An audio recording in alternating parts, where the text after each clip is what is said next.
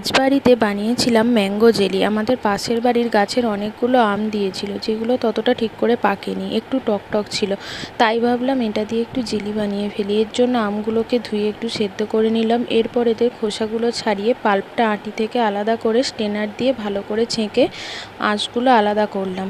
এই সময় অল্প একটু জল দিয়েছিলাম পাল্পটা একটু পাতলা করার জন্য। এরপর গ্যাসে একটা কড়াই বসিয়ে তাতে আমের পাল্পটা দিয়ে ঢেলে ভালো করে নাড়তে থাকলাম। নাড়ার সময় একটু নুন দিয়েছিলাম, তারপর স্বাদ মতো একটু চিনি দিলাম। আমগুলো টক থাকার জন্য একটু বেশিই চিনি লেগেছে।